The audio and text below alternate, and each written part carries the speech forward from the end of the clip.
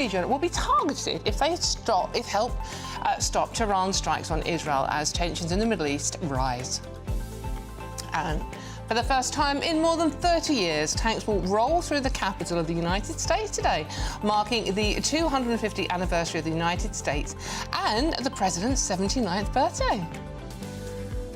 I'm Dawn Neeson, and this is The Weekend.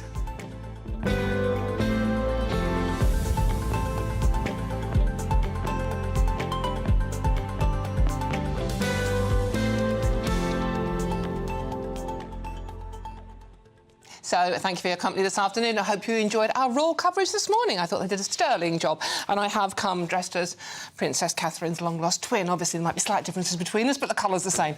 But your main story, we have a proper breaking story for you now. The Prime Minister will be urged to launch a new national inquiry into grooming gangs in a report due next week, directly linking the issue to the men of Pakistani origin.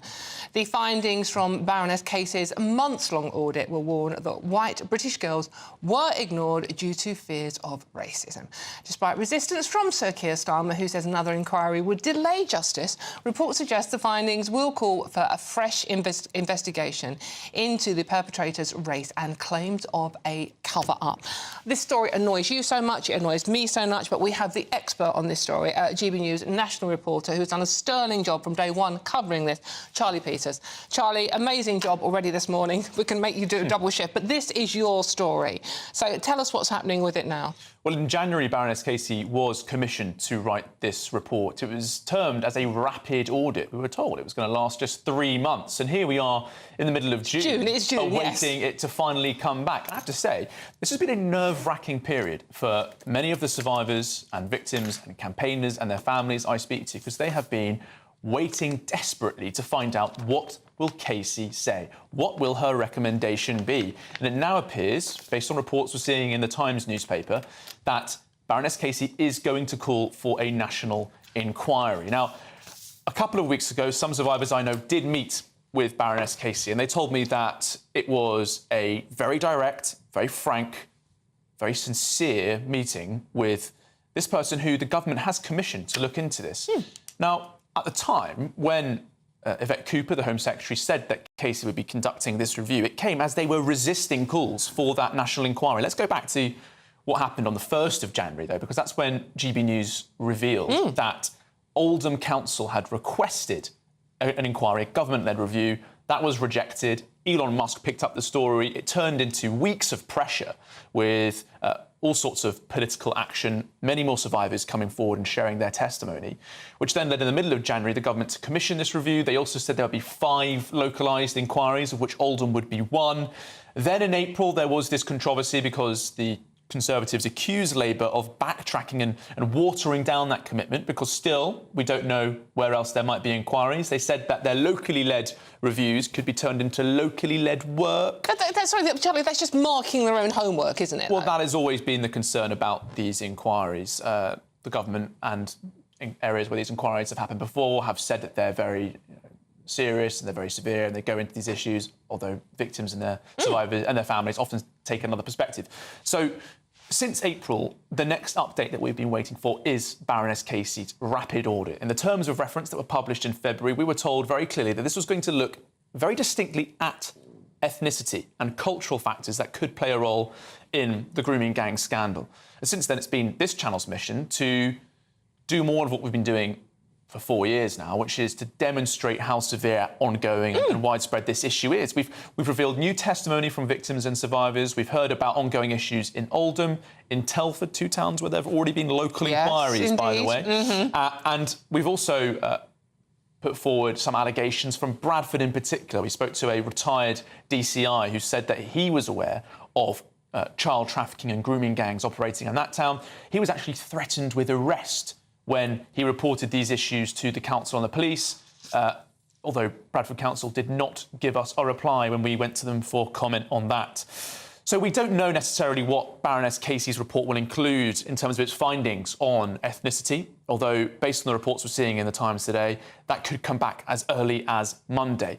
But there's an additional element about Casey's return, which I think is particularly concerning, because in the Sun newspaper, in the Times, and also on the political blog Guido Fawkes, they're all saying that there is nervousness inside government, particularly in Downing Street, that this report could spark civil unrest. That its contents are so stark, so severe, and I've heard this from separate sources as well, that the findings are really going to shock the nation. They're so bad and sort of so Southport damning. Riots level kind of thing. That is the concern that's been reported today and indeed over the weekend. Now, we should stress that actually last August, when the Summer of Disorder kicked off, Rotherham was one of those areas. There have now, we revealed this a couple of months ago, there have now been more convictions for that one day of rioting in Rotherham than there have been for over 25 years for the grooming gang scandal in that South Yorkshire town. So there is still a lot of anger. Dozens of police officers were injured in that rioting when a Holiday Inn was set ablaze on the outside by groups of rioters.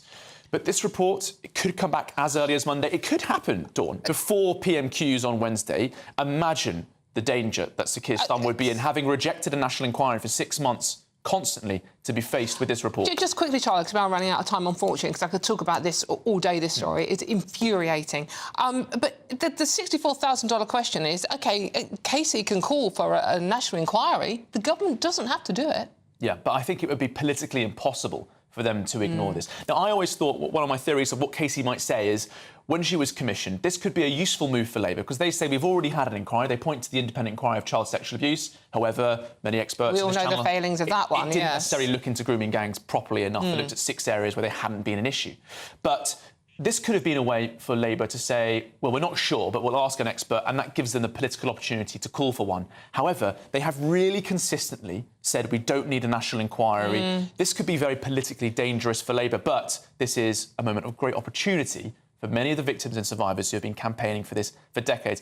My inbox has been flooded all morning in reaction to this news. Charlie, we'll have more from you in the next hour. We have got a short programme today, unfortunately, because you've already had a lot of Charlie today as well, anyways, haven't you? And now we have reached out to the Home Office for comment, and we'll bring you their response when we get it. It is a Saturday after all.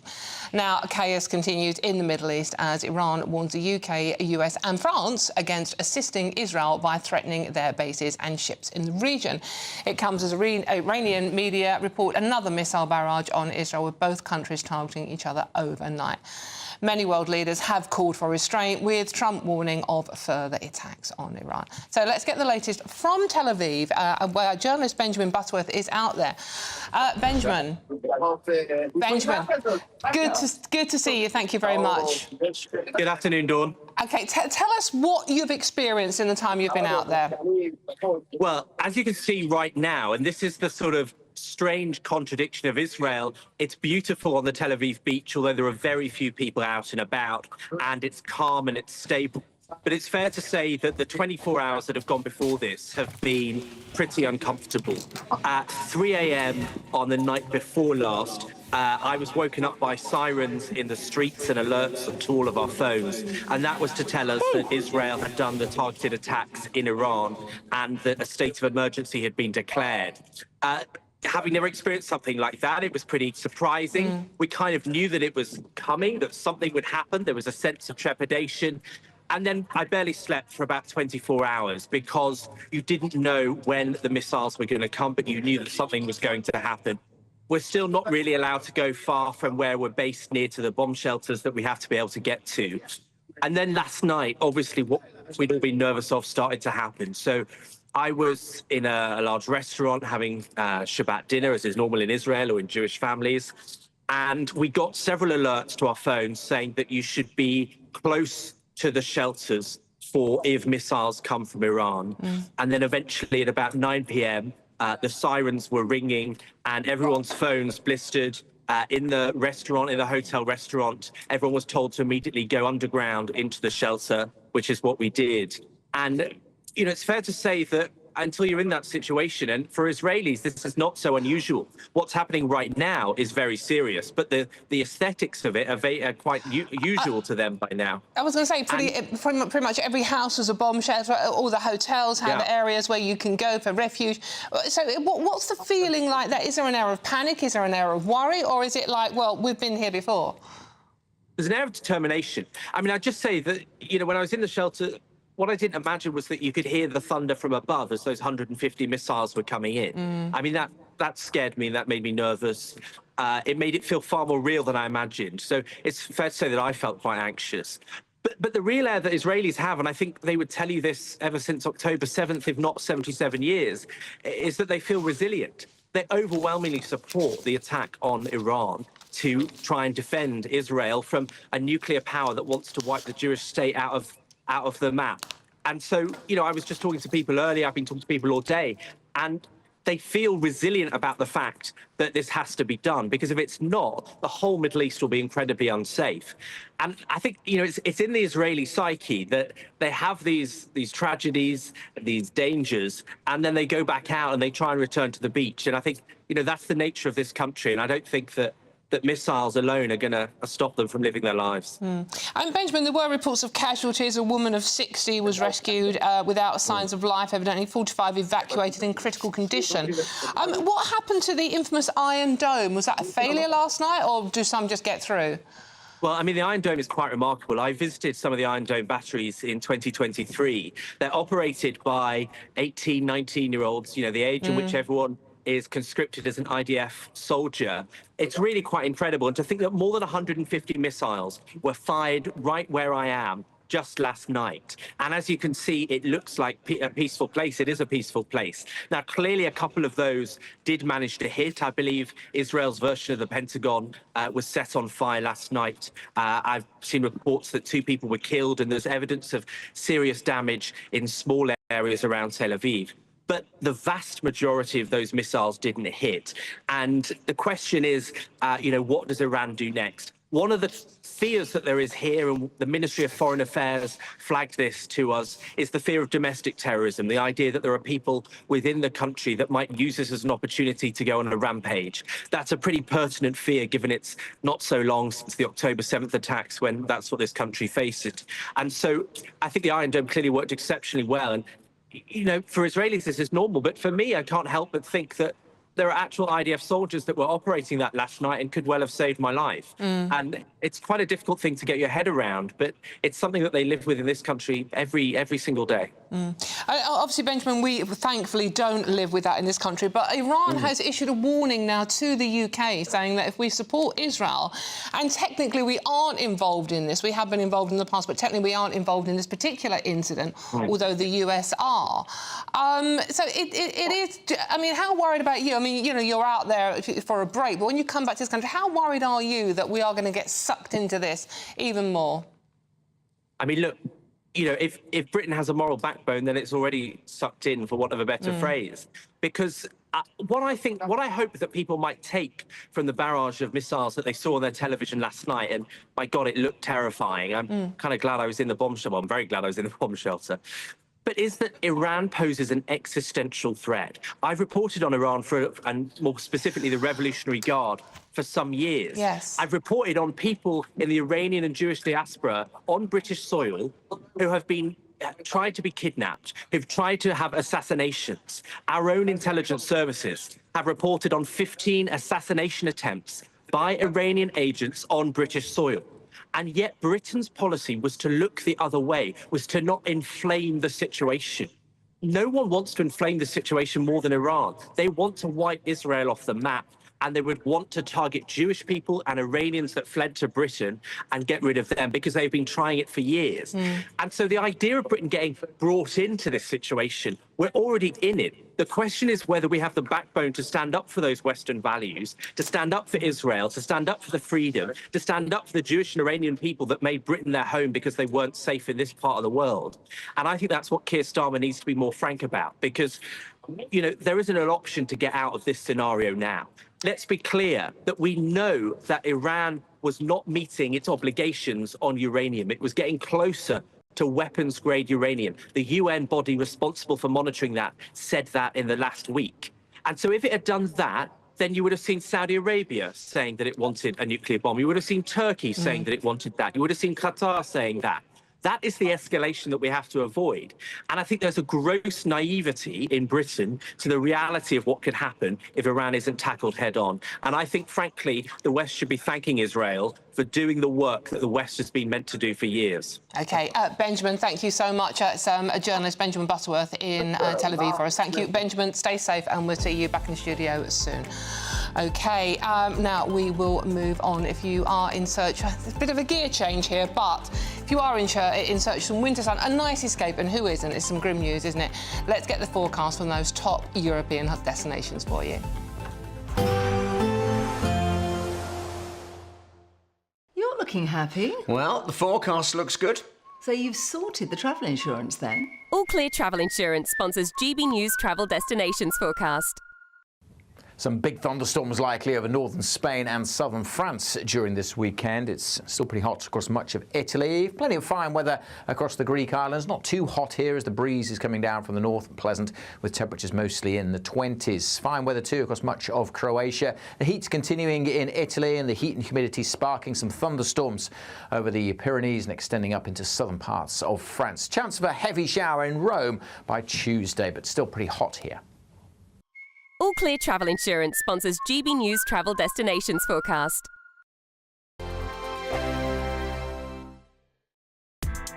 Join me, Nana Akweer, for an informative, interactive news programme with a difference. It's fun. No, he didn't say that, Dave. I'm so surprised. I think there's an element of truth to that. Join me from 3 p.m. every weekend, only on GB News, Britain's news channel. This is GB News, Britain's news channel. I think that things have gone a little bit too far in this country. The fact of the matter is that any well-trained journalist does know that free speech does have to exist in a certain environment where you can't be defamatory and you can't incite racial hatred or violence. We know that because we're trained to recognise it. But what's happened here in this country is we've chucked the baby out with the bathwater. Yeah. What's happened now is that everyone is starting to react to fairly, not innocent phrases exactly, but we're starting to become really obsessive about things that don't actually matter and people should be allowed to speak about. Lucy Connolly's she's a case in point. If you think that the actual Prime Minister now is leading the charge, along with Shabnam Mahmood, to actually shorten jail sentences or have no jail sentences for some criminals, and yet Lucy Connolly is in prison for 31 months and loses her appeal, you've got to start asking yourself, what is going on here? And also, can I just add, Paul Richards, Keir Starmer asked about Lucy Connolly. He says, oh, sorry, I'm not across the case. Come on, pull the other leg. By the way, I don't want to just talk about Lucy Connolly. This is free speech in Britain. Free speech, in my book, does not exist in Britain. Well, technically, you're right, of course, because we can't just say whatever we like. We can't walk into a crowded theatre and shout fire, right? And I can't say so-and-so's a paedophile or so-and-so's a terrorist without, you know, there being some evidence for that. We can't just say whatever we like anywhere we like. We have boundaries and rules. And you know, I would say to the Americans coming over and lecturing us on how to run the place, you know, they display total ignorance of our system so often. And if you vox pop American citizens, they don't know where England is. They think our Prime Minister is King Charles. GB News, the People's Channel. This is Britain's Newsroom, where your voice matters. It's just astonishing. With expert analysis and honest opinion, we don't just keep you informed. We bring you unique perspectives you won't see anywhere else. Can't argue with any of that. When the news happens, it happens here. On Britain's Newsroom, weekdays from 9:30 a.m. Only on GB News. In the GB Newsroom, we bring you the news as it happens. With our team of dedicated journalists across the UK, we're ready to keep you up to date with what's happening every half an hour, every single day. Bulletins here on GB News, the People's Channel, Britain's news channel.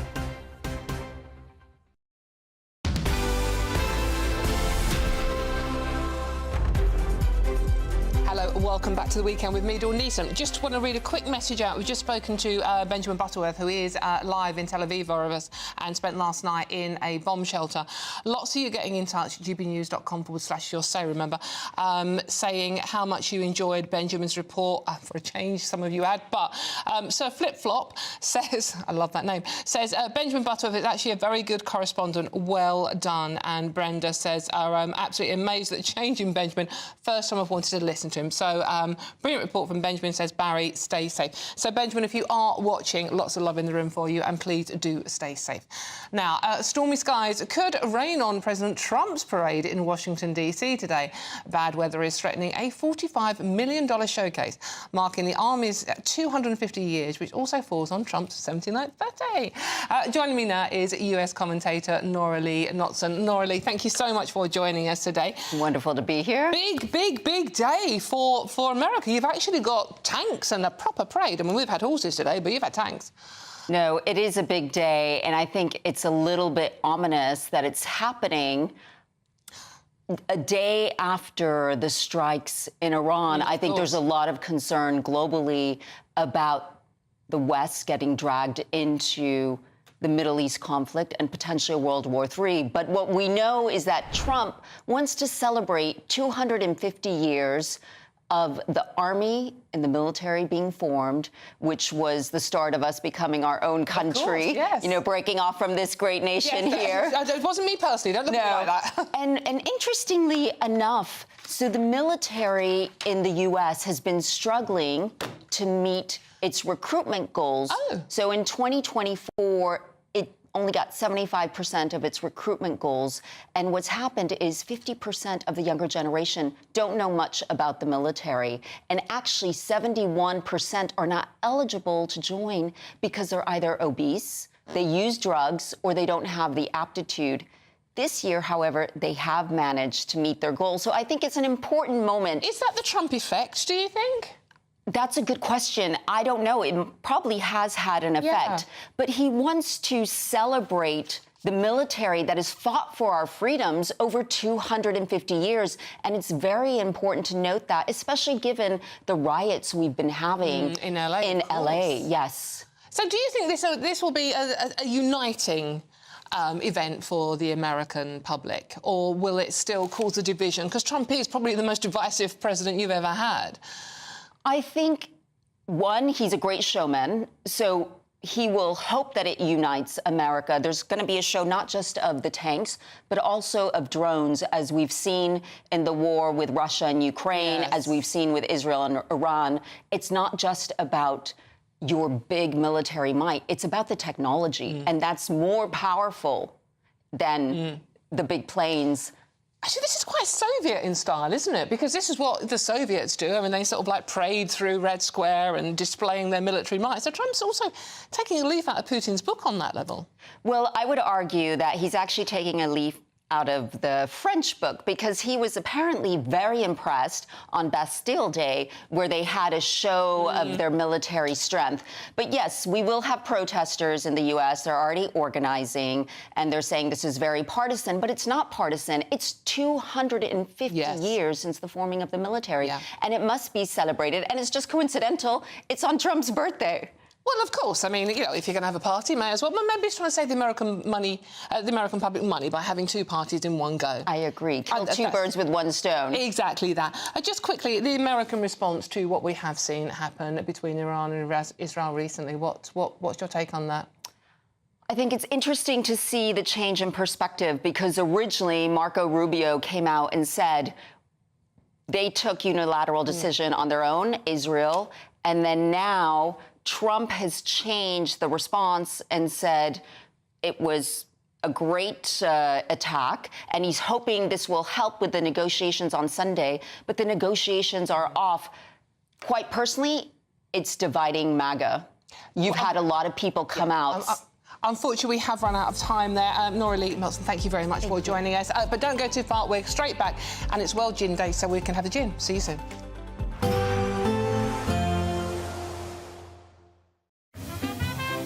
Heavy showers first thing will be followed by a warm, cosy day. Boxed Boilers, sponsors of weather on GB News. Hello there, good afternoon. This is your GB News weather update provided by the Met Office. After quite a lively few days of weather, things will be slowly turning that little bit more settled as we head over the next 24, 48 hours or so. In that meantime, we do still have this area of low pressure around, now stretching its way more towards northern areas of the UK. So there are still a risk of some outbreaks of rain, a few thunderstorms still lingering for the first part of this evening. Quite a damp evening and night to come for areas of Scotland in particular. Elsewhere, though, it will be relatively dry, some clear spells around. A few mist and fog patches are possible, but nothing too dense. And whilst it'll be less muggy than some recent nights, it's certainly not going to be too chilly at all. Many of us will see temperatures around double-digit figures as we start off Sunday morning. Some of that rain will still be lingering across the Northern Isles first thing tomorrow morning, so it's still quite damp and dreary here. And there'll be another band just starting to stretch its way into the Outer Hebrides and other areas of Western Scotland, parts of Northern Ireland. But this will be certainly less intense than the rain that we've seen around today, generally more lighter outbreaks. Some sunnier spells developing elsewhere, but we do have a scattering of showers potentially developing across central areas of England first thing on Sunday. And those will slowly push their way more towards southeastern regions as we head throughout the day. So again, the odd sharp shower can't be ruled out. But if you manage to dodge those, there'll still be plenty of sunshine in amongst all of that. And feeling pleasantly warm where you see that sunshine, highs around 24, 25 degrees Celsius in places. And with lighter winds tomorrow as well, that will help it feel most noticeably warmer for some of us.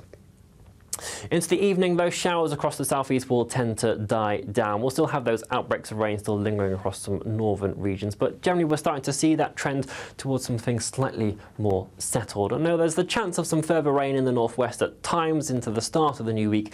Generally it's the sunny spells that will persist for many of us, and temperatures around, if not holding up above average for the time of year. Bye-bye. There will be a light breeze in the morning, leading to a warm front. Boxed heat pumps, sponsors of weather on GB News.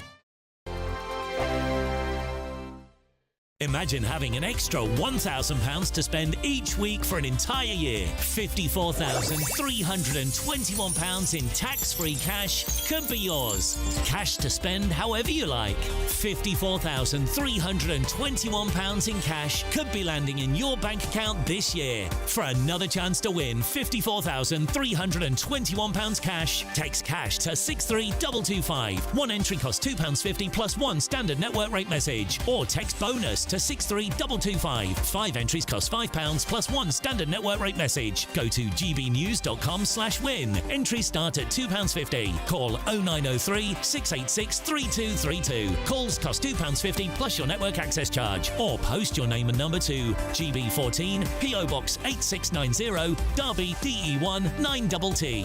UK only. Entrance must be 18 or over. Lines close at 4 p.m. on the 1st of August. Please check the closing time if listening or watching on demand. Mornings don't have to be tiresome, especially if you have the right company. Wake up to news as it happens, opinion and debate, and of course, a little bit of entertainment too. Because when the kettle's on, we're on. That's Breakfast on GB News, a show worth waking up for. Every morning from 6 a.m. Only on the People's Channel, Britain's news channel. We'll spread the news, you spread the word.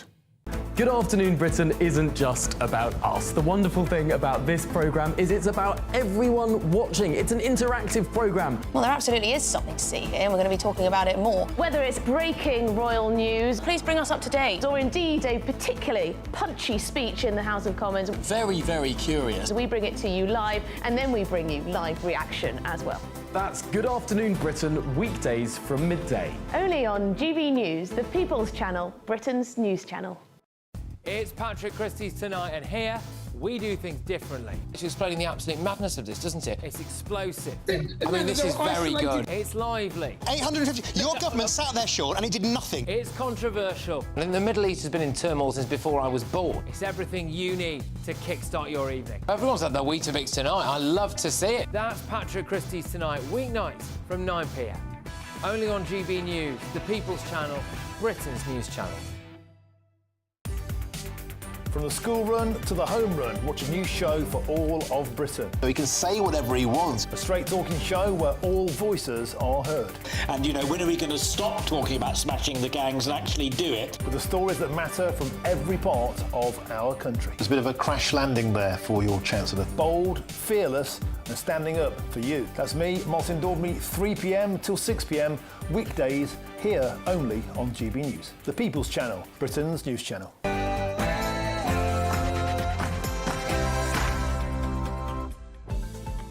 Good afternoon. It's 2 o'clock on Saturday, the 14th of June. This is the weekend on GB News. Thank you so much for your company this afternoon. Now, your stories this hour, including a very important breaking story. The Prime Minister will be told to launch a new national inquiry into grooming gangs after a months-long audit by Baroness Casey. Being warned that white British girls who were targeted were institutionally ignored for fears of racism. Starmer's government has previously resisted a new inquiry. So will he have to do a U-turn now, though? That's the big question. And Iran has warned the US, UK and France that their bases and ships in the region will be targeted as tensions rise in the Middle East. And for the first time in more than 30 years, tanks will roll through the capital of the United States today, marking the 250th anniversary of the United States Army. And indeed, it happens to be the President's 79th birthday as well. And cheers, it's World Gin Day, evidently. Hick. Find out how you can level up your refreshing summer cocktails. Yes, I'm Dawn Neeson, and this is the weekend. Cheers.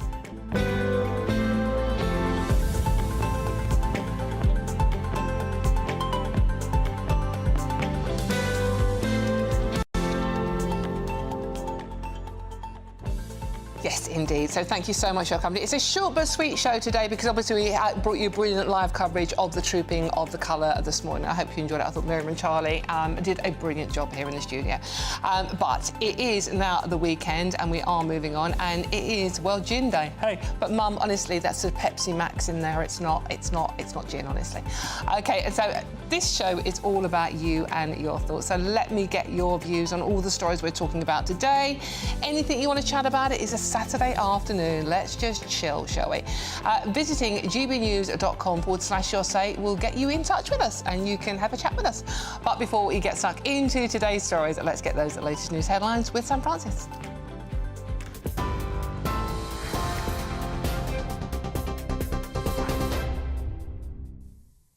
Dawn, thank you very much, and good afternoon to you. It is just 2 minutes past 2. The top story, Sir Keir Starmer is under mounting pressure today to launch a national statutory inquiry into grooming gangs. That's after a major review reportedly links the scandal to men of Pakistani origin. Baroness Casey's report, due next week, is expected to find that white British girls were, quote, institutionally ignored for fear of racism, and will recommend a full national investigation. The Prime Minister has previously warned a new inquiry could delay justice for victims, but the leak of that report has prompted fast-tracked legislation, with Downing Street now said to be bracing for possible civil unrest. The Conservatives have already tabled a legal amendment to force a national probe within 3 months, while Labour has signed off several new safeguarding laws ahead of the report's release. Turning to the situation in the Middle East, where explosions have rocked Tel Aviv, Jerusalem and Tehran overnight as Iran and Israel trade their most intense fire yet.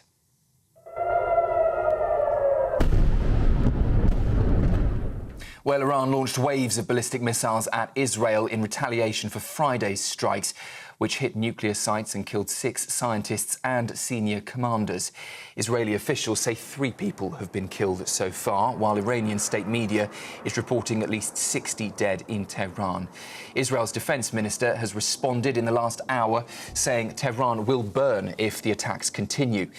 And Iran is now warning it will target the UK, US and French bases and its ships in the region if they step in to defend Israel.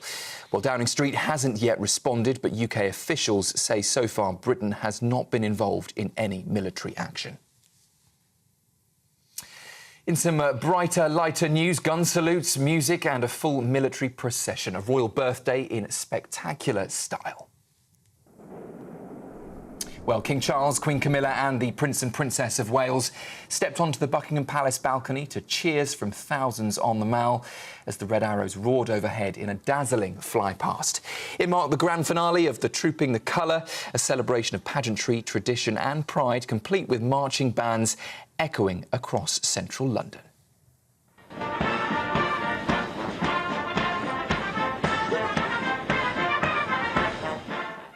But this year's parade also paused for reflection. At the King's request, a minute's silence was held and black armbands worn by senior royals, honouring the 241 lives lost in Thursday's Air India crash. Police have used water cannons to push back rioters in Portadown as violent unrest continues across Northern Ireland. Officers were attacked with bricks, fireworks and petrol bombs across the country in the fifth consecutive night of disorder. At least 63 officers have been injured so far. It follows a protest earlier this week in Ballymena over an alleged sexual assault, which has spread to towns across Northern Ireland. Police say some of the violence is now being coordinated, possibly involving loyalist paramilitary groups. 17 people have been arrested, 13 of them charged, and police say more are being identified night and day. Survivors, bereaved families and local residents are gathering in West London this weekend to mark 8 years since the Grenfell Tower fire, one of the UK's deadliest tragedies. 72 people were killed when flames tore through the building in 2017. This year's commemoration is especially poignant. It will be the last before the tower is taken down, with dismantling work due to begin in September. Some families say it's too soon and are calling for the tower to stay standing until criminal prosecutions are complete. But others say removing it brings the chance for healing and for a lasting memorial to rise in its place. And some spectacular scenes in the skies last night. Thunderstorms lighting up across the UK overnight, with the Met Office recording over 30,000 lightning strikes. It came, of course, after the hottest day of the year so far, with temperatures hitting 29.4 degrees Celsius in Suffolk. But an amber alert was issued across the southeast as torrential rain caused flooding in Kent, and lightning is thought to have sparked a fire in a home in St Leonard's. 5 flood warnings and dozens of alerts are still in place, with rail services between Exeter and Oakhampton suspended after a landslip. Temperatures have now dropped, but more heavy showers and storms are forecast through Saturday. Those are the latest headlines for now. More in half an hour. Now, though, let's get straight back to Dawn. For the very latest GB News direct to your smartphone, sign up to News Alerts by scanning the QR code or go to gbnews.com/alerts.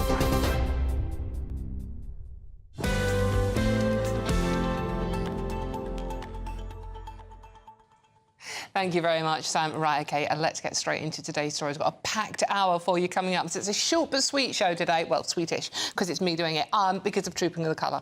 But the main story we're covering this hour is the Prime Minister will be urged to launch a new national inquiry into grooming gangs in a report due next week, directly linking the issue to men of Pakistani origin, which even saying that probably makes me racist.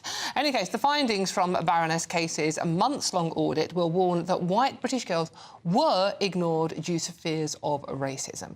Despite resistance from Sir Keir Starmer, who says another inquiry would delay justice, a report suggests the findings will call for a fresh investigation into the perpetrator's race and claims of a cover-up. Well, we have the expert on this story, a man that has done brilliant work on it, covered it from day one, and that is GB News national reporter Charlie Teases.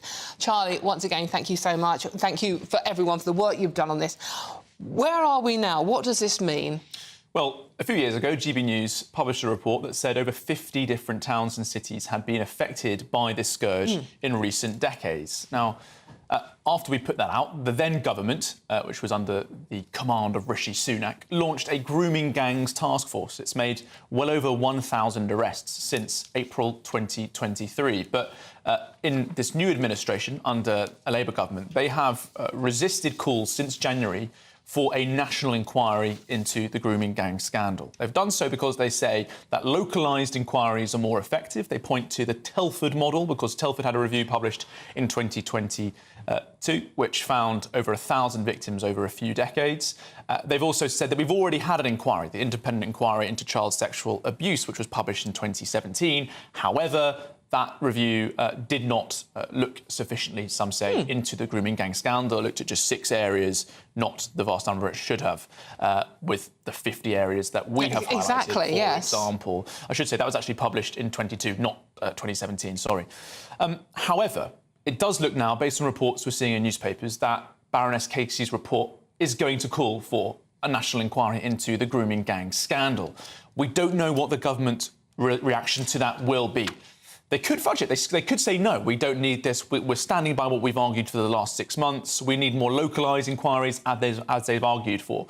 I can say now that survivors have been contacted by the Safeguarding Minister, Jess Phillips, this morning. Some victims of grooming gangs have got in touch with me today to say that that minister from the Home Office has engaged with them to say that they will be announcing new actions next week. Right, OK. So it's the first we're hearing about what's coming up. New actions will be coming next week, guided, I'm told, as Jess Phillips has told one person I'm in correspondence with, by testimony they've given to ministers. I know that many survivors have been meeting with the Home Office team, particularly Jess Phillips, in the last 6 months.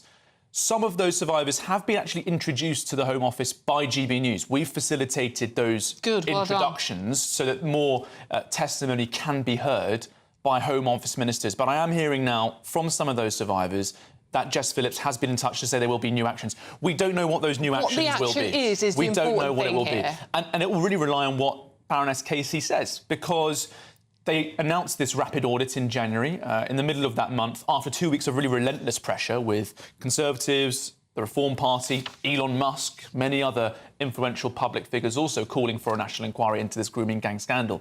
Because we've had so many public inquiries over the last decade or so. Infected blood. Yep. There's been an inquiry launched into Lucy Letby. We're going to have an inquiry into the Nottingham tragedy from a few years ago. But this issue, for one reason or another, it's always escaped that level of statutory investigation. I think we all know what the reason is, don't we, Charlie? Precisely. I mean, we really do. But perhaps there could be more reasons that we don't know that would be uncovered by a statutory investigation. Perhaps it would reveal, beyond what we're hearing from this report today, that there are fears of racism preventing investigation. I've always said, and I really do think this goes a bit further than that, actually.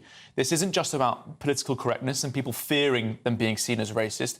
I think there is corruption and mistakes there, but also collusion. What I'm really interested in being discovered and being revealed and being investigated by public bodies is collusion between public authorities, those in positions of authority, and abusers. And I also want to see an investigation into organised crime groups and grooming gangs, because last month, as we were waiting for Baroness Casey's, what was meant to be a rapid audit, which has turned into a 6-month audit. 6 months. As we were waiting for that to come back, we published our own sort of national audits. We found hundreds of convictions since the early noughties, but we also found 0 deportations since 2011, and we found and published for the first time an extremely extensive network analysis showing how many of these individual towns and groups were actually connected. I remember seeing your map, Charlie, was absolutely terrifying. Yeah, we should have made those red lines a bit thinner. There were so many. There were so many. You It was like a spider's you web. almost couldn't see the map. No. That needs to be investigated. So, Baroness Casey, we're hearing from these reports, it's been claimed that she's going to make this stance about fears of racism. Frankly, I have to say we already know about that. That's already been revealed in Casey's own report in Rotherham in 2015, when she looked at that town in particular. Any national inquiry needs to go further if it is to be launched, if this government does commission one on the back of this recommendation. It needs to look at the nitty-gritty, the really, truly awful parts of this. And I have to say, I've also heard this morning from Jane Senior, the Rotherham whistleblower, the woman who exposed the scandal, working with Andrew Norfolk, the now sadly deceased Times reporter. She said, I love that woman, Baroness Casey. I knew she would do us all right. That's what Jane Senior told me on it today, because she was looking back on this morning, reflecting on the work that Louise Casey did in Rotherham in 2015, when she said that there was still an institutional cover-up in Rotherham. It hadn't accepted the findings of Alexis Jay's report in the town a year prior. Baroness Casey has done what I was hoping she would do, it seems, which is to be very direct, very rigid on this and to call it out for what it is. So surely, Charlie, Keir Starmer has to now go for the follow the recommendation when he gets back from the G7 leaders meeting on Wednesday, I believe it is. He has to open a national inquiry, surely. Forget winter fuel. Yeah. It's a mess, if that's what's required. I mean, forget winter fuel, forget his meeting with Donald Trump, all the other political hurdles he's had to jump over since he came to power last July. I think this coming week could be the most difficult period of his premiership because PMQs is on Wednesday. We know that also on Wednesday afternoon, the Conservatives have tabled an amendment to vote on another national inquiry into the grooming gang scandal. That's going to be an amendment to the Policing and Crime Bill. If it comes to the case where on Monday, Baroness Casey puts out reports saying we need this inquiry, if they don't announce one by Wednesday and the Tories then have this vote which Labour MPs don't call for, it would be an absolute mess, So there has been some change in tone since January. Even though Sir Keir Starmer and the front bench have consistently said they're against another national inquiry, I say an inquiry, there has been some murmurs of taking a step back and saying, if Casey calls for one, we'll do that. Jake Richards, who's now the MP for Rother Valley, he said we'll have to listen very carefully to what Casey says. That's what he told our political editor, Christopher Hope. Paul Waugh, the Labour MP for Rochdale, very late last night, said on the back of the 7 men convicted in Manchester Crown Court yesterday, he said, I said I was open to a national inquiry, now I'm calling for one. Sarah Champion, who is the MP for Rotherham and has been now for a very long time, since 2015, she is also been calling for a national inquiry since January. Dan Carden, a Labour MP in Liverpool, he's also called for one. I think now we could see a wider number of Labour MPs take that step. Because briefly, Charlie, we know this is still going on. Girls are suffering.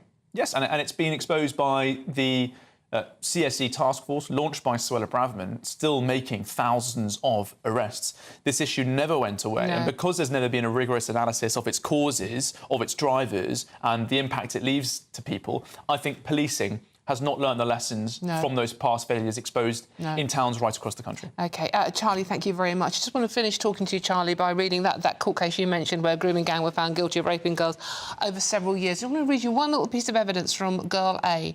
And she said she thought it was normal to have sex with at least 30 men by the age of 13. And estimated she may have been abused by as many 200 men. She said, I thought it was normal. I didn't realise it was abuse at the time. This girl was in the care of local social services. She was accused of being a prostitute. She was 13 years old. Charlie Peters, thank you so much for that. Done a sterling job on this, and we will await with bated breath as to what the government do on Wednesday. OK, now, joining me now to discuss this further is social policy analyst Rakib Ehsan. Rakib, thank you so much for joining. Rakib, I mean, you've just heard what Charlie's had to say. Obviously, we're aware that the court case that finalised and the girls involved in that. What do you make of what Baroness Casey has reported, and what do you expect to happen?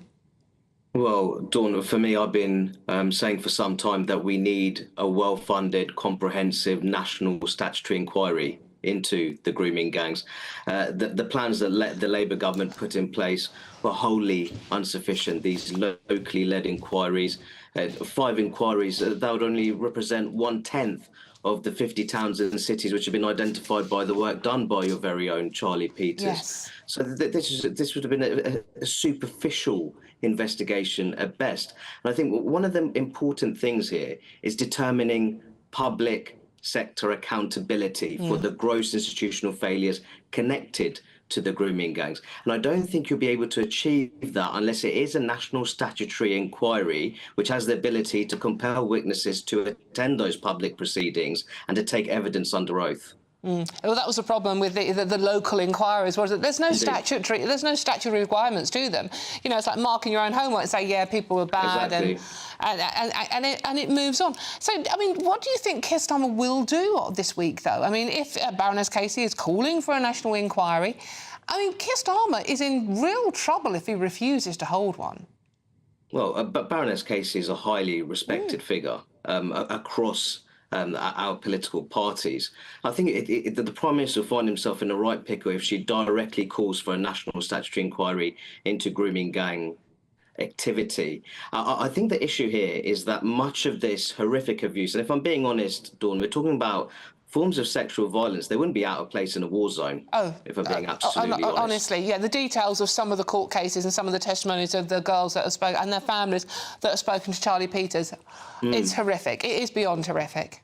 Absolutely, and I think the point we have to make is that much of this has taken place in areas which are traditionally Labour-controlled local authorities. So I think that it's time for the Labour Prime Minister to really step up to the plate. If Baroness Casey calls for a national statutory inquiry, that is what he should organise. And, I mean, how much... I mean, look, we know it's still going on, Rakib. We know this is still happening in towns up and down the country. And politicians are... You know, this was meant to be a quick inquiry. 6 months on, how many girls have been abused in that 6 months? We don't know. We possibly never will do. But, I mean, I just find it shocking that politicians are playing with girls' lives here. No, absolutely. And I think that what we also have to bear in mind is that there are various accounts which very much suggest that public institutions, they were fearful of properly investigating grooming gang activity for fears of being accused of racism, religiously connected prejudice. But ultimately, what they have to be reminded of is that duty of care to the most vulnerable members of society. And we're talking about victims here. If you look at the research, Dawn, disproportionately in the care system, a breaking care system, and also disproportionately suffering from disabilities as well. Yeah. We're talking about predatory enterprises here. And as Charlie has mentioned, much of this activity was very much localised. But if you look at the networks, the connections, they go beyond one particular local area. So that's why I think it's very important that we have a thorough national public investigation into group localised child sexual exploitation.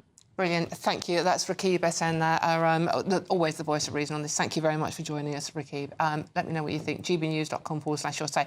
We have reached out for the Home Office for comment and we will bring you their response when we get it. Obviously, it's a Saturday afternoon.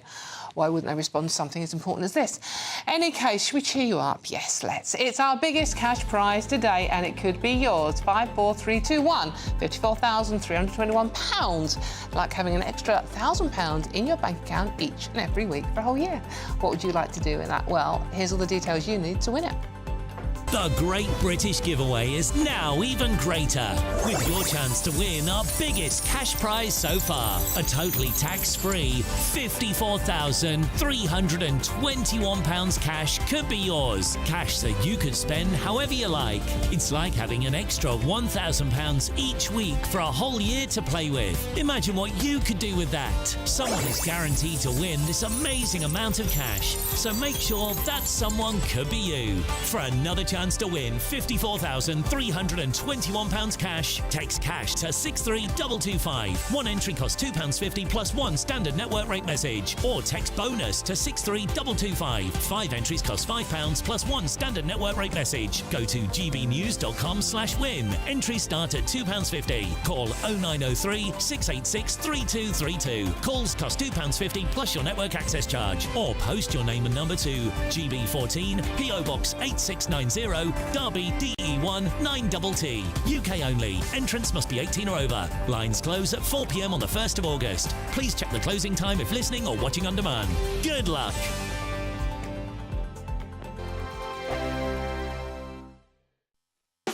You want to know what's really going on in the corridors of power? Labour don't know what to do with you half the time, and that makes you quite lethal in the chamber. Get behind the headlines with Chopper's Political Podcast. Join me, Christopher Hope, as I sit down with the great and the good of British politics. We'll see where this ruling takes us. These are the stories shaping our nation. Chopper's Political Podcast, available now on all platforms. Listen in and stay ahead.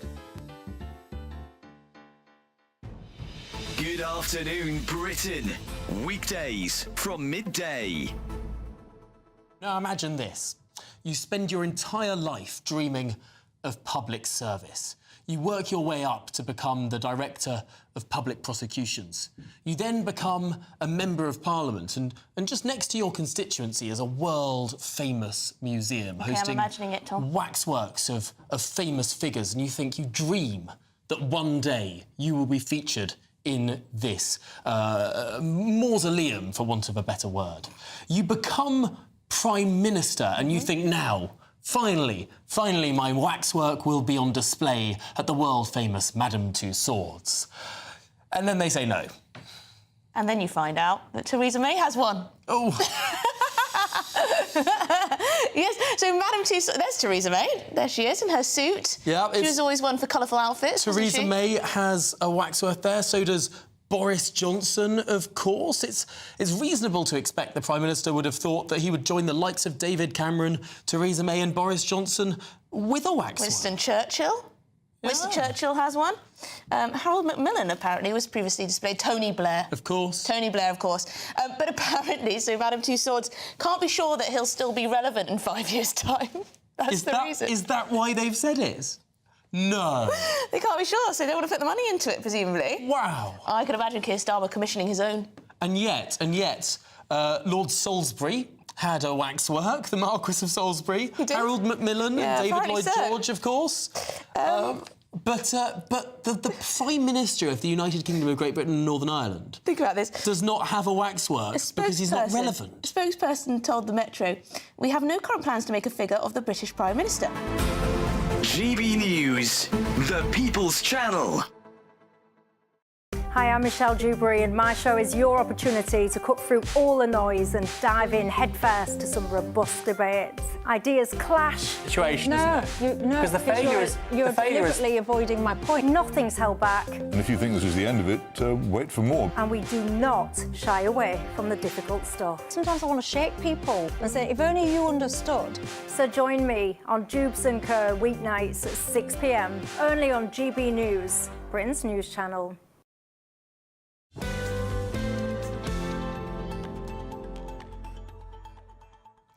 Hello, there you are. Welcome back to the weekend with me, Dawn Neeson. Thank you so much for your company this afternoon. Really appreciate it. It's a really busy Saturday afternoon. But do remember, this show is all about you and your views. And it's very, very easy to get in touch with the programme, gbnews.com/your say. And I'm going to read as many as I possibly can out. Lots of you, though, have been getting in touch about Benjamin Butterworth's a live report from Tel Aviv for us, where Benjamin spent the night in a bomb shelter. And lots of people are saying what a good job he did. But also lots of people getting very angry about the rape gangs. I mean, Karine says, "Re the rape gangs, local authorities and police need to be held to account. I, for one, don't care where these monsters come from. They need more time in prison than they are getting." And we know that many aren't still walking the streets and bumping into the victims they abused when the girls were 10, 11, 12, 13 years old. These are children we are talking about. And also national inquiry into the grooming gangs. Starmer is involved in this. He should hold a national inquiry straight away. And Brian says Labour are cowards and corrupt. Strong words, but this is how many of you are feeling. And lots of you also getting in touch about the situation in Iran and Israel, saying that basically we need to be on Israel's side. Phil says Lamy holding talks with Israel and Iran must be strong on this one. Lots of you getting in touch. Please do keep them coming, and I will read as many out as I possibly can. Now, we're moving on to another story that I know is going to annoy you. OK, millions of crimes in Britain go unsolved every year. That might not be a shock to you. It shouldn't be, because we're all aware of it, aren't we? Only 7% of reported offences are resulting in a charge. Last year, over 150,000 incidents of personal thefts were reported in England and Wales, the highest figure ever. But police leaders claimed things could get even worse and are requesting further financial backing. So let's now go to... So has Britain finally given up on tackling crime? I'm joined now by former Police Crime Commissioner Hamish Brown. Hamish, there you are. Thank you so much for joining us. Hamish, this is a shocking report in The Telegraph today. I mean, not many of us are surprised that crime is out of control in many areas of our country. But, I mean, we heard the spending review last week that we're not giving any more money to fighting crime. What's going on here? What do we need to do? Yeah, firstly, you introduced me as a crime commissioner. I'm a retired Scotland Yard detective inspector. So, yeah, I mean, it makes dire reading, doesn't it? And it is for the police, given the constraints, financial restraints, to make those dispassionate decisions which aren't going to please everyone at all. and prioritise the crime and their actions accordingly. And I think they can get rid of a few things for a start, and I hope they come to their senses on this ludicrous idea of investigating non-crimes. I mean, it irritates the public no end. It irritates me as a former operational police officer. So get rid of that. That's no use to anyone, right? There might be fringe benefits, but I don't get it. Things like not turning up for shoplifters, those sort of things, that irritates the public as well. But they are thinly spread. They have competing demands. They've always had these, and they've got to get it right. So get rid of the stupid things, concentrate on what's important, and try and appease the public. Certainly, residential burglaries, you've got to be there for it. People want a bit more than a crime reference. It might be if your car's broken into, and that's very frustrating. And on the subject of cars, repeatedly we see in the media people saying, oh, I found my stolen car. And the police say, well, don't touch it, we'll be round at the end of the week. Well, that's no earthly use to anyone. They should be around straight away. So these things, the PR side, the police have got to do this, but at the same time, keep their staff happy, keep them properly deployed. I'm not saying it's easy, but they've got to get those priorities in the right order. I mean, we heard, didn't we, Rachel Reeves' announcement of a 2.3% annual spending increase. But, I mean, by the sound of it, that's going to cover little more than the cost of inflation. It's not really going to help, is it? Well, that's precisely what the senior police officers did. And it's not just London, of course, it's the entire country. And they're saying that's going to be taken up by inflation. So how are we expected to survive, let alone improve? So it's the police to get it right. I've never, although I do know some PCSOs, I've got nothing against them personally. We want to see fully fledged police officers out there doing their job. But if the PCSOs are going to be out there, let's see them out in force. And at least it might be some sort of deterrent, and it might be some sort of police, I don't know, presence. And it does reassure the public a little bit.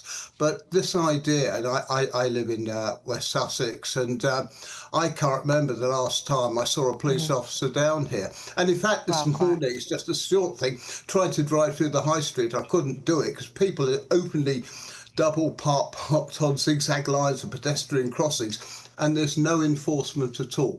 And that irritates me, but it irritates the public as well. So more contact with the public, set your priorities and stick to them. Brilliant. Thank you very much for joining us. That's Hamish Brown there. And just in case you were interested in a few of the facts and figures in this report, Newcastle has the highest rate of criminal damage in the country. Cardiff is the worst for bicycle theft, and Blackpool's antisocial behaviour is the worst in the country. Now, these might sound like minor crimes to you, but as Hamish has just said, if you ignore the minor crimes like bike theft and mobile phone thefts and shoplifting, this leads to this. And just don't forget that only 7% of the offences reported to the police result in a charge these days. Shocking statistics.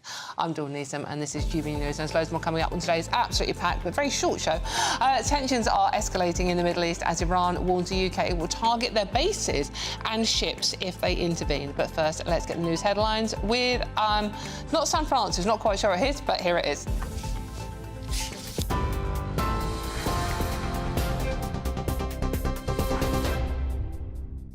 Good afternoon, it's Bethany Elsey with your latest headlines from the GB Newsroom.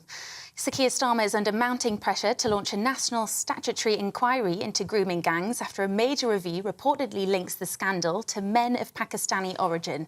Baroness Casey's report, due next week, is expected to find that white British girls were institutionally ignored for fear of racism and will recommend a full national investigation. The Prime Minister has previously warned a new inquiry could delay justice for victims, but the leak has prompted fast-tracked legislation, with Downing Street now said to be bracing for possible civil unrest.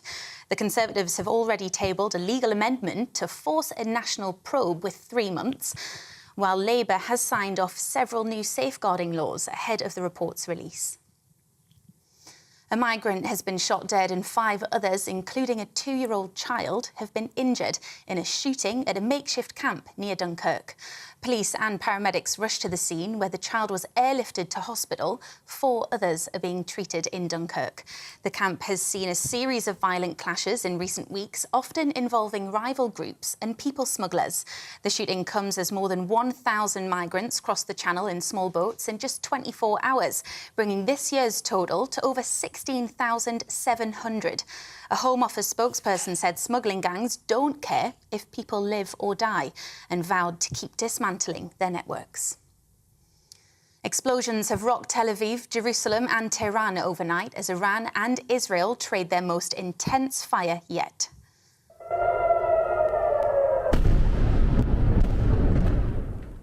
Iran launched waves of ballistic missiles at Israel in retaliation for Friday's strikes, which hit nuclear sites and killed 6 scientists and senior commanders. Israeli officials say 3 people have been killed, while Iranian state media reports at least 60 dead in Tehran. Israel's defense minister has responded, saying Tehran will burn if the attacks continue. Iran is now warning it will target UK, US and French bases and ships in the region if they step in to defend Israel. Downing Street hasn't yet responded, but UK officials say Britain has not been involved in any military action. And gun salutes, music and a full military procession, a royal birthday in spectacular style.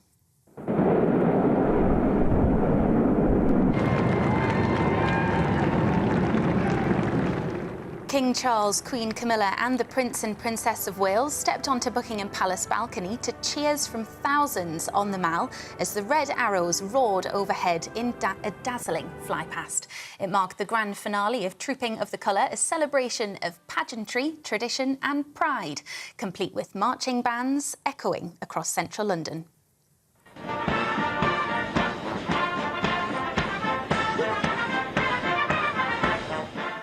But this year's parade also paused for reflection at the King's request. A minute's silence was held and black armbands worn by senior royals, honouring the 241 lives lost in Thursday's Air India plane crash. You're up to date. I'll have more for you in half an hour. For the very latest GB News direct to your smartphone, sign up to News Alerts by scanning the QR code or go to gbnews.com/alerts.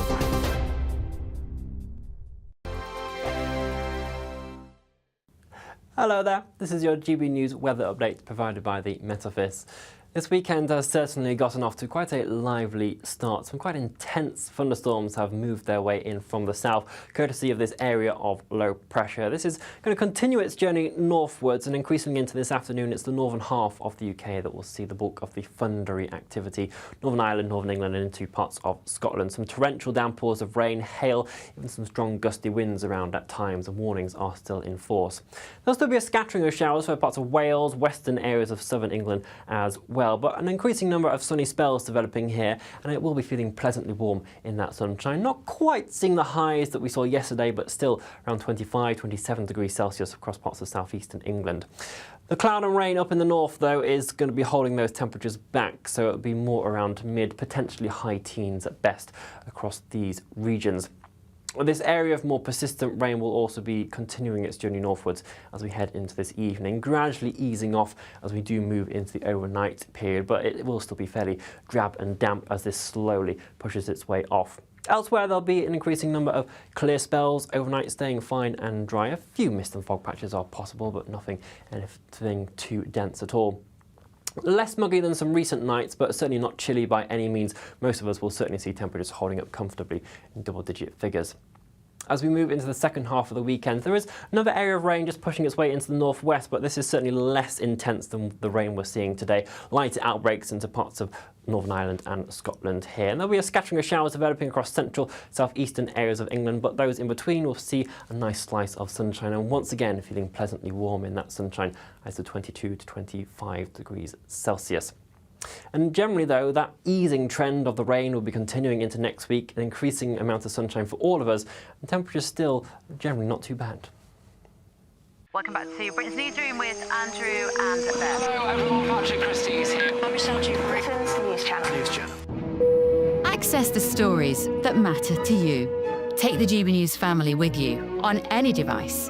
And as long as you have an internet connection, tune in to GB News anywhere on the planet or beyond. GB News, the People's Channel, Britain's news channel. Westminster's full of talk, but out here, it's the real world. Am I allowed to talk then? No, that's it. This is where it matters, real people and real lives. That's what politics is all about. The fact is Trump made a good start. No. Straight answers, no spin, and just a couple of pints. How many fingers have I got up? About 10. So join me for Lee Anderson's Real World every Friday at 7 p.m. only on GB News. The People's Channel, Britain's news channel.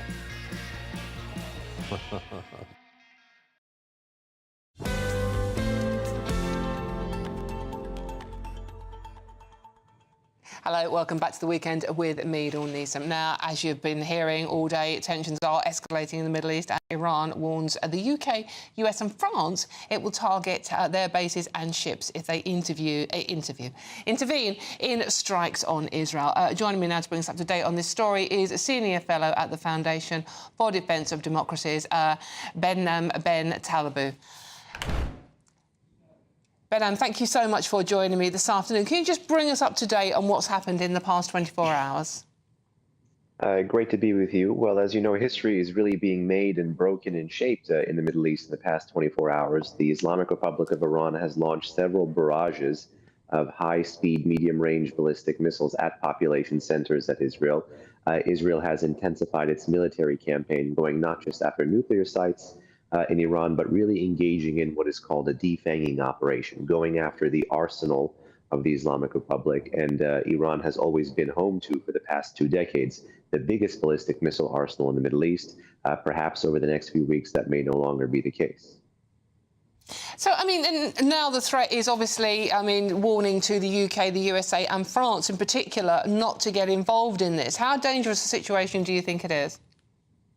Well, I'm glad you mentioned the latest Iranian threat, because the regime in some way hopes that by raising the costs or raising the expectation that the war may widen, they may get Israel's more traditional partners in the West, the UK, the US, dare I even say the French, to moderate or de-escalate or deconflict on Iran's behalf, to restrain a much more conventionally superior adversary, which is Israel. So despite the regime chanting death to America on a near daily basis, it's trying to get the West and the Americans in particular to intervene, and it's trying to do that by threatening even the Strait of Hormuz, as well as those diplomatic and military facilities of the countries you mentioned. And just quickly, Behnam, do you think Iran has been mortally wounded by this, or is there more to come? Sadly, I think there is still more to come. This regime is down, but it's not out. It's weak, but it's still lethal. OK. Thank you very much for joining us with an update on that. That's Ben Talabou, fellow at the Foundation for Defence for Democracies. Thank you very much for joining us. Thank you. OK, right. OK, let's move on to some lighter subjects, shall we?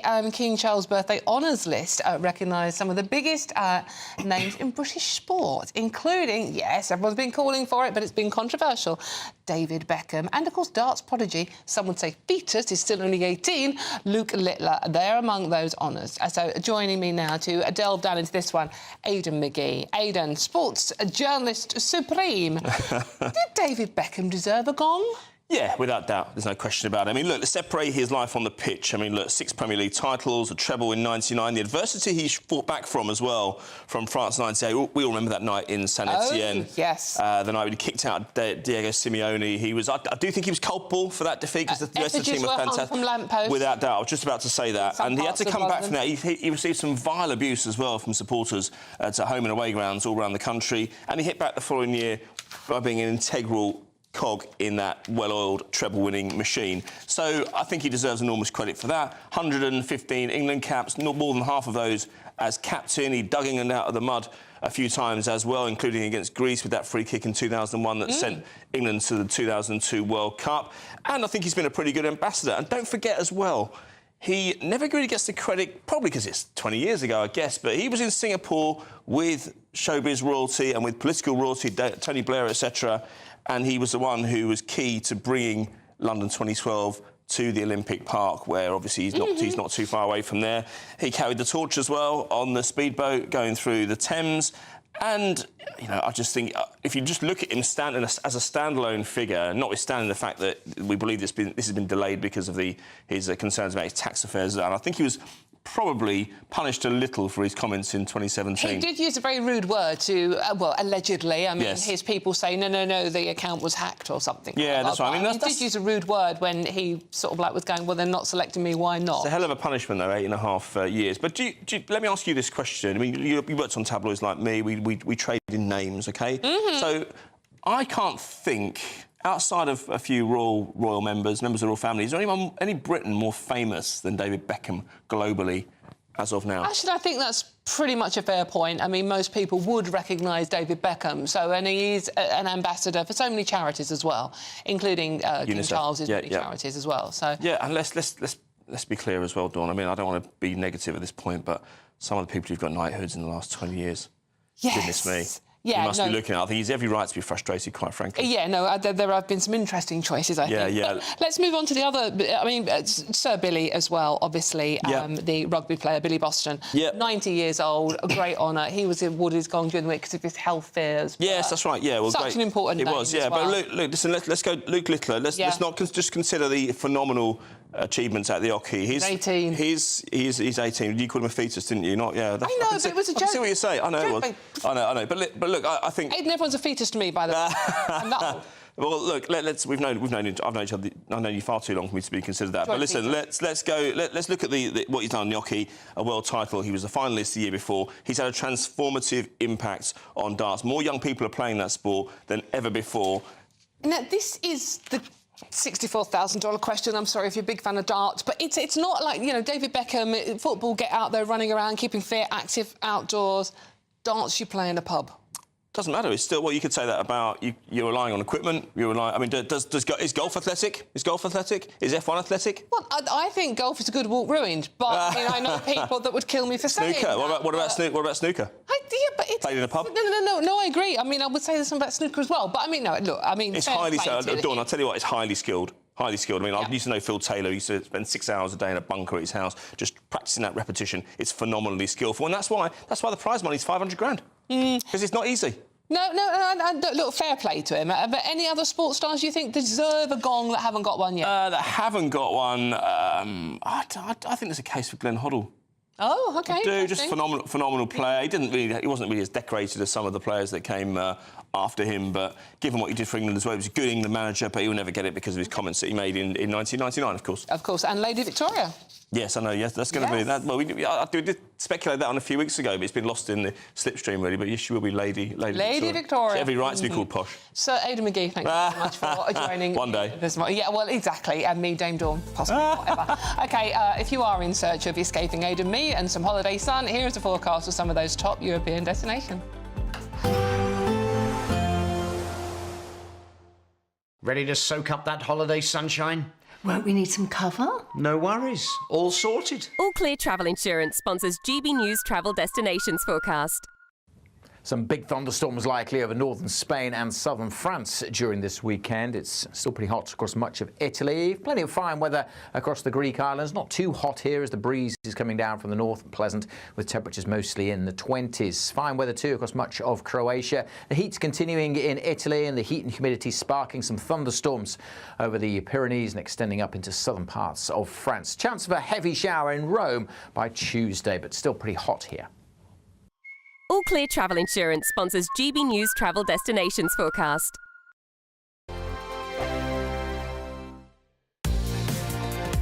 Mornings don't have to be tiresome, especially if you have the right company. Wake up to news as it happens, opinion and debate, and of course, a little bit of entertainment too. Because when the kettle's on, we're on. That's Breakfast on GB News, a show worth waking up for. Every morning from 6 a.m. Only on the People's Channel, Britain's news channel. We'll spread the news, you spread the word. No matter the state it's in, this is our nation. Join me, Jacob Rees-Mogg, for a genuine, honest discussion on where we have been, where we are going, and where we are with the people who set the direction. That's State of the Nation every Monday and Tuesday at 8 o'clock. Only on GB News, the People's Channel.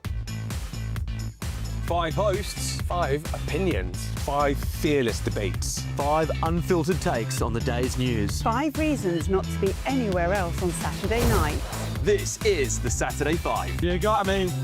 You got me good there. Britain's biggest Saturday night TV show. It's not a bad brand. Yeah. Uncensored. Very, very racy tonight on the unpredictable. What did she say? Can you translate it for us? And always entertaining. And how can a country go from being led by William Wallace Saturday nights from 6 p.m. only on GB News, the People's Channel. Britain's news channel. You're going to want to stay tuned, trust me.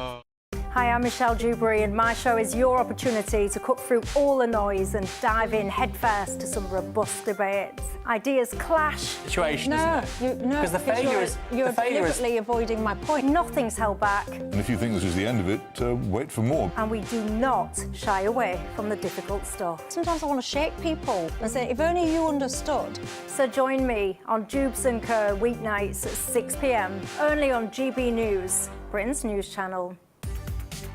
From the school run to the home run, watch a new show for all of Britain. So he can say whatever he wants. A straight talking show where all voices are heard. And, you know, when are we going to stop talking about smashing the gangs and actually do it? With the stories that matter from every part of our country. There's a bit of a crash landing there for your Chancellor. Bold, fearless and standing up for you. That's me, Martin Daubney, 3 p.m. till 6 p.m, weekdays, here only on GB News. The People's Channel, Britain's news channel.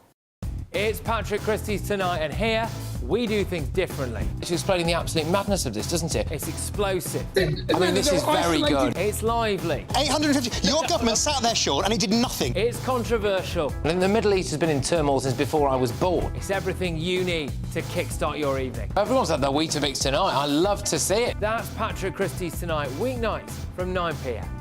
Only on GB News, the People's Channel, Britain's news channel.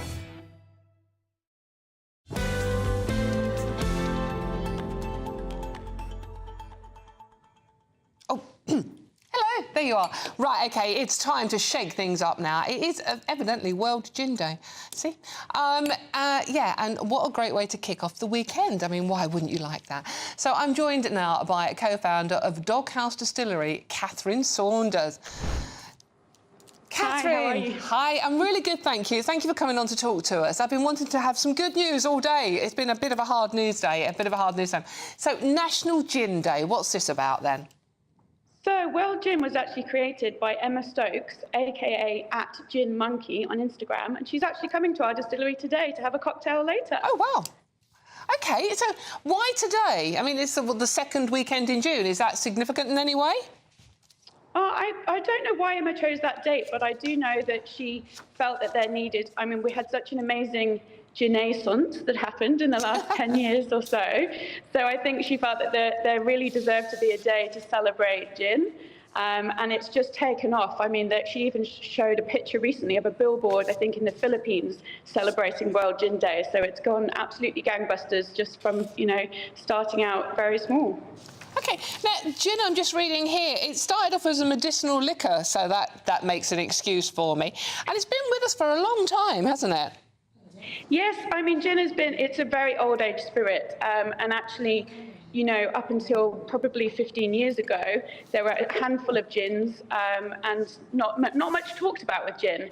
But then a lot changed, and all of a sudden now you've got citrus gins, sweet gins, fruity gins, and our gin is actually a herbaceous style gin, which is really rare. So all of a sudden there was lots of different options for people. Yeah, I mean, there is. I mean, you can almost sort of like get gin everywhere now, everywhere you go. So what is the correct way to drink gin? I mean, mine's sort of like room temperature at the moment. Obviously, this is for research people, by the way. Mine's at room temperature. What's the correct way to drink gin? I mean, I think that's what's fun about what happened in recent years is that there's lots of different ways to drink gin. There's always the classic gin and tonic, you know. We drink our gin with just regular tonic and a sprig of rosemary because it's a herby gin. But then there's gin martinis, there's Negronis, there's gin cocktails. You know, the Hugo Spritz has become really popular, which is a gin spritz. So, you know, the world's your oyster, really. And you know, as far as spirits are concerned, everything in moderation, but it is vaguely healthy for you? It's got herbs in it? All depends on the quality of how it's made. I'd like to say that ours is of extremely high quality and might reduce the hangover slightly. OK, well, I'll take your word for it, and I shall experiment this afternoon in the name of research. Catherine, thank you very much. That's Catherine Saunders, co-founder of Doghouse Distillery. I like that story. OK, I'm Dawn Neeson. This is GB News, and thank you so much for your company this afternoon. It's been a short but sweet show. However, I am back tomorrow at lunchtime for a full show.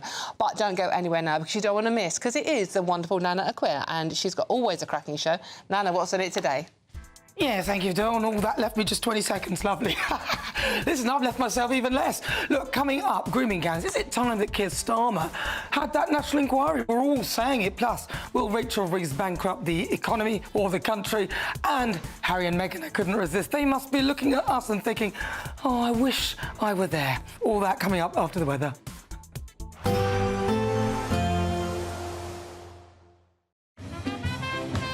There will be a light breeze in the morning, leading to a warm front. Boxed heat pumps, sponsors of weather on GB News. Hello there, good afternoon. This is your GB News weather update provided by the Met Office. After quite a lively few days of weather, things will be slowly turning that little bit more settled as we head over the next 24, 48 hours or so. In that meantime, we do still have this area of low pressure around, now stretching its way more towards northern areas of the UK. So there are still a risk of some outbreaks of rain, a few thunderstorms still lingering for the first part of this evening. Quite a damp evening and night to come for areas of Scotland in particular. Elsewhere, though, it will be relatively dry, some clear spells around. A few mist and fog patches are possible, but nothing too dense. And whilst it'll be less muggy than some recent nights, it's certainly not going to be too chilly at all. Many of us will see temperatures around double-digit figures as we start off Sunday morning. Some of that rain will still be lingering across the northern Isles first thing tomorrow morning, so it's still quite damp and dreary here. And there'll be another band just starting to stretch its way into the Outer Hebrides and other areas of western Scotland, parts of Northern Ireland. But this will be certainly less intense than the rain that we've seen around today, generally more lighter outbreaks. Some sunnier spells developing elsewhere, but we do have a scattering of showers potentially developing across central areas of England first thing on Sunday. And those will slowly push their way more towards southeastern regions as we head throughout the day. So again, the odd sharp shower can't be ruled out. But if you manage to dodge those, there will still be plenty of sunshine in amongst all of that. And feeling pleasantly warm where you see that sunshine, highs around 24, 25 degrees Celsius.